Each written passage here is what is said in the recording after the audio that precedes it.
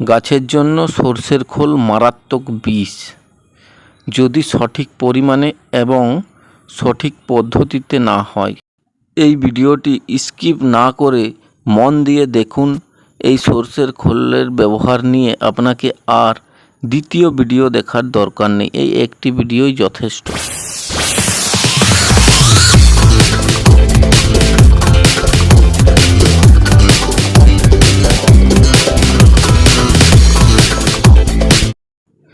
নমস্কার বন্ধুরা, আকাশ গার্ডেনিংয়ে আপনাকে জানাই স্বাগত। এই যে আমার হাতে যেটি দেখতে পাচ্ছেন, এটি হলো সরিষার খোল বা অনেকে সর্ষের খোলও বলে থাকে, বা কেউ কেউ চটি খোলও বলে। আমরা যারা ঘরে বাগান করে থাকি তারা সরিষার খোলকে গাছের জন্য হরলিক্সও বলে থাকি। এত কম পয়সায় এত ভালো জৈব সার বাজারে আর দ্বিতীয় পাওয়া খুব মুশকিল আছে। সরষের খোলকে আমরা কিভাবে গাছে দেব, কোন অনুপাতে জল মেশাবো, বা কি বিধি নিষেধ আছে, বা কি গাছে আমরা এই সরষের খোলের তরল সার প্রয়োগ করব না, প্রয়োগ করলে খুব বড় ক্ষতি হতে পারে, এই সব কিছু নিয়ে বিস্তারিত আজকে এই ভিডিওর মধ্যে জানিয়ে দেব। অনেক সময় হয় কি, আমরা সরষের খোল গাছে দেওয়ার সঠিক নিয়মটাই জানি না, আর নিয়ম জানি না বলেই আমরা এমন পরিমাণে গাছে দিই যেটা উপকারের থেকে অপকারই বেশি হয় এবং গাছগুলো সব মারা যায়।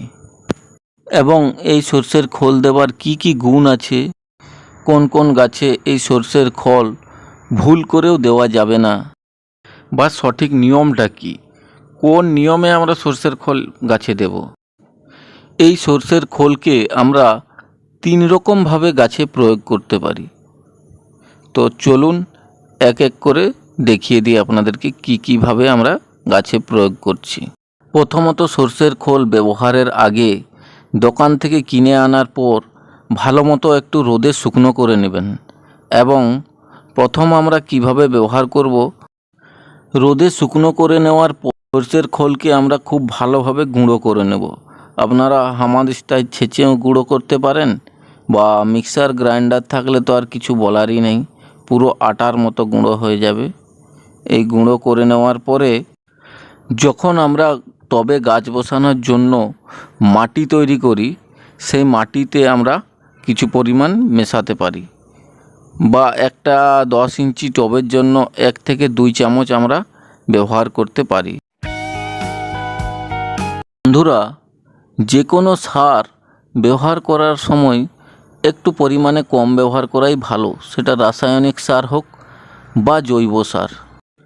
বন্ধুরা, এই সরষের খোল আমরা আর কিভাবে গাছে প্রয়োগ করতে পারি, এবারে আমি যেভাবে প্রয়োগ করা দেখাবো সেভাবে একটু বড় টাইপের গাছেই প্রয়োগ করবেন।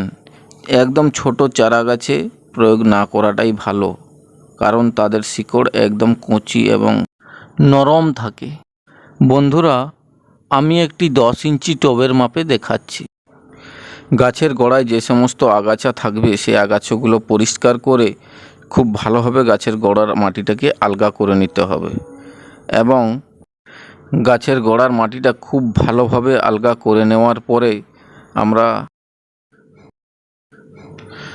টবের সাইডের মাটিগুলোকে একটু গাছের গোড়ার দিকে জড়ো করে নেব।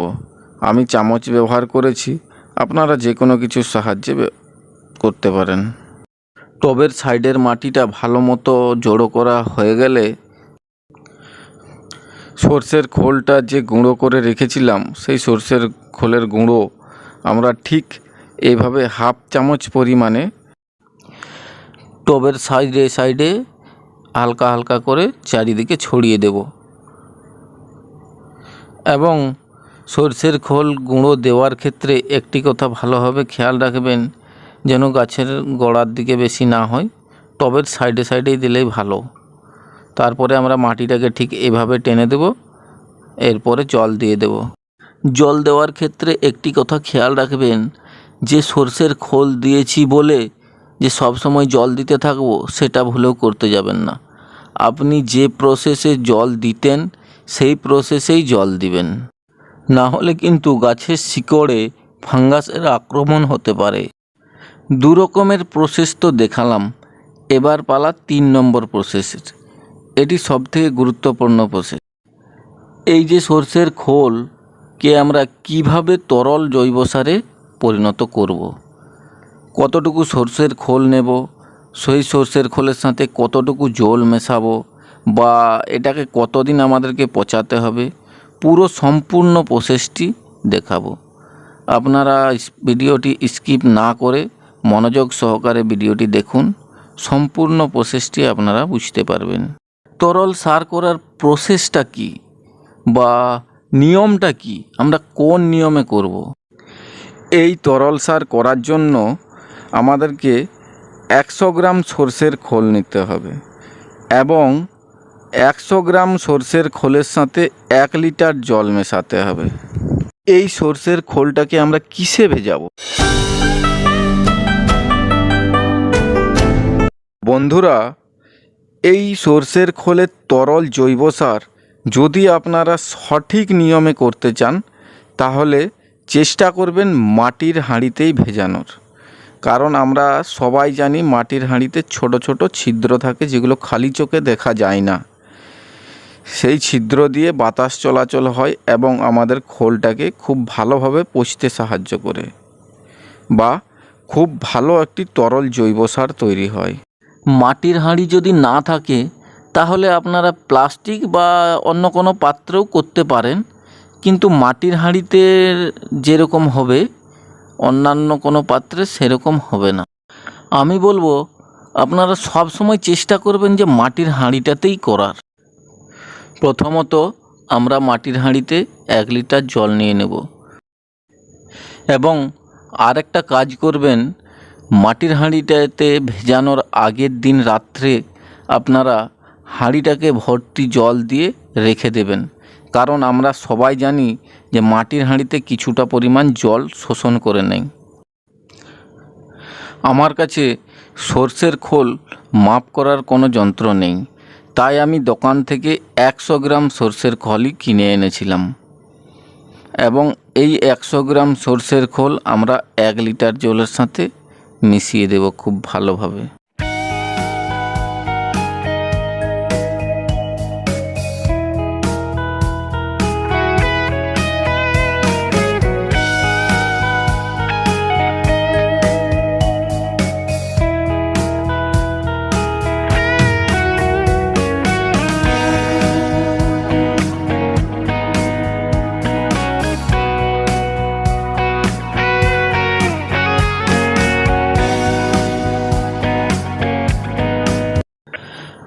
এবং আমরা এই হাঁড়ির চাপা লাগিয়ে দেব।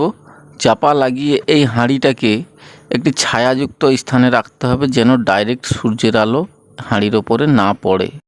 আমি এই বড় গাছ কলা গাছের ছায়াতে রেখেছি, আপনারা যেখানে খুশি রাখতে পারেন। এবারে বন্ধুরা আমাদেরকে একটি কাজ করতে হবে, প্রতিদিন 1 বার বা 2 বার করে ঠিক এরকম একটি লাঠি নিয়ে খুব ভালোভাবে নেড়ে দিতে হবে। পুরো সর্ষের খোলটাকে নেড়ে দিতে হবে প্রত্যেক দিন 1 বার করে, তাহলে খুব ভালোভাবে পচবে।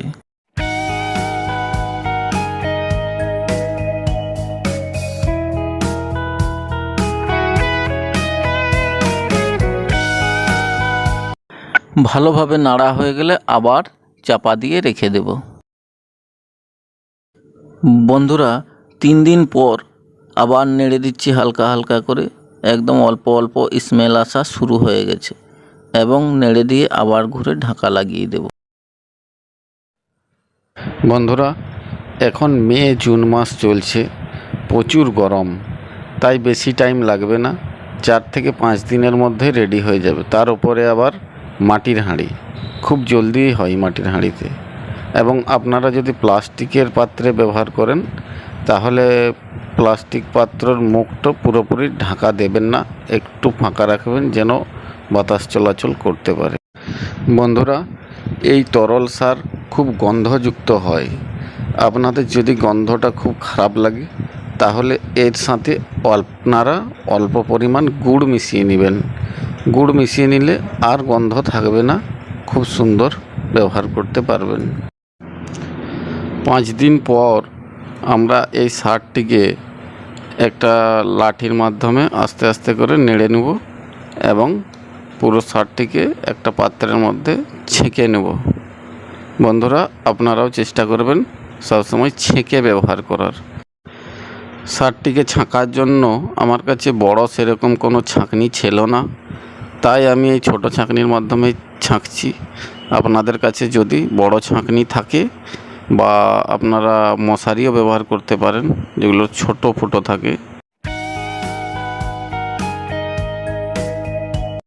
বন্ধুরা দেখুন, পুরো তরল সারটিকে আমি খুব ভালোভাবে ছেঁকে নিয়েছি।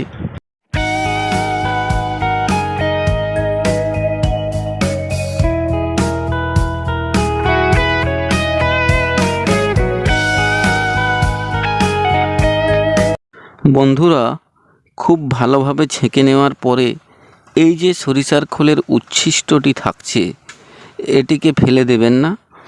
রোদে শুকনো করে যখন গাছের মাটি তৈরি করবেন তার সাথে মিশিয়ে দিন, খুব ভালোভাবে জৈব সারের কাজ করবে। আর এই যে সরিষার খোলের তরল জৈব সারটি তৈরি হয়েছে, এটা কি আমরা সরাসরি গাছের গোড়ায় ঢেলে দেব?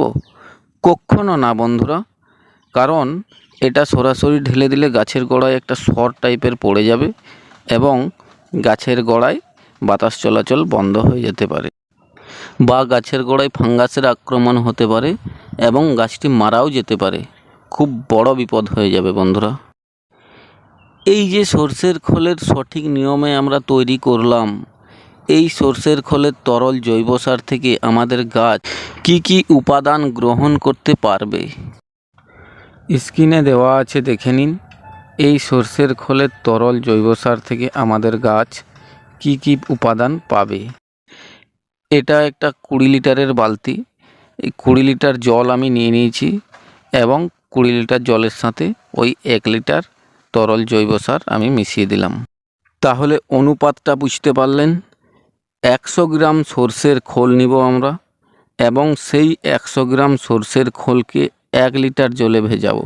এবং যদি গরমকাল হয় তাহলে 4 থেকে 5 দিনেই আমাদের সার রেডি, বা যদি শীতকাল হয় তাহলে কিন্তু 7 থেকে 8 দিন পর্যন্ত লাগতে পারে।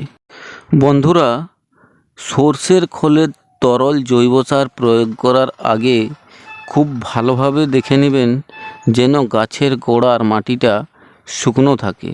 দরকার পড়লে আগের দিন জলটি কম করে দেবেন বা নাও দিতে পারেন।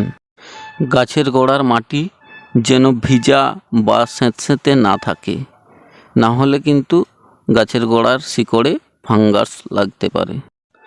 গাছে প্রয়োগ করার আগে যে সমস্ত গাছের গোড়ায় আগাছা থাকবে সেই আগাছাগুলোকে খুব ভালোভাবে পরিষ্কার করে নিতে হবে এবং গাছের গোড়ার মাটিটাকে খুব ভালোভাবে আলগা করে গুঁড়ো ঝুরঝুরে করে নিতে হবে। তারপরে এই সরিষার খোলের তরল জৈব সার আপনি গাছের গোড়ায় ব্যবহার করতে পারেন। এবং কতটা এই তরল জৈব সার দেব গাছের গোড়ায় এটা ভাবছেন তো? সেসব কিছুই নেই। আমি যে অনুপাত দেখিয়েছি সেই সঠিক অনুপাতে যদি আপনারা সরিষার খোল ব্যবহার করেন তাহলে আপনার টবের যতটুকু জল ধারণ ক্ষমতা আপনি ঠিক ততটুকুই ব্যবহার করতে পারেন। 1 মগ বা 2 মগ এসব কিছুই নেই। এই তরল সার গাছের গোড়ায় দেওয়ার সময় একটা দিক খুব ভালোভাবে খেয়াল করবেন যেন গাছের পাতাতে না পড়ে, না হলে পাতাটি পচে যেতে পারে। আর যদি পড়ে যায় তাহলে জল দিয়ে পরে ধুয়ে নেবেন। এবার দেখে নিন আমরা এই তরল জৈব সার কী কী গাছে ব্যবহার করতে পারবো না। ব্যবহার করলে খুব মারাত্মক বিপদ হতে পারে, গাছটি মরেও যেতে পারে। এইসব গাছে আমরা ভুল করেও এই তরল জৈব সার ব্যবহার করব না। এই সরিষার খোলের ব্যবহারের যেসব নিয়ম আমি দেখালাম বা বলে দিলাম, সবই অনুসরণ করে যদি আপনারা সঠিকভাবে তৈরি করে গাছের গোড়ায় ব্যবহার করতে পারেন তাহলে গাছ আপনাদের হেলদি এবং তাজা হয়ে উঠবে। ভিডিওটি যদি আপনাদের ভালো লাগে তাহলে একটি লাইক দিয়ে আমার চ্যানেলটি সাবস্ক্রাইব করে দিন এবং শেয়ার করে দিন। এই দেখার জন্য অনেক অনেক ধন্যবাদ।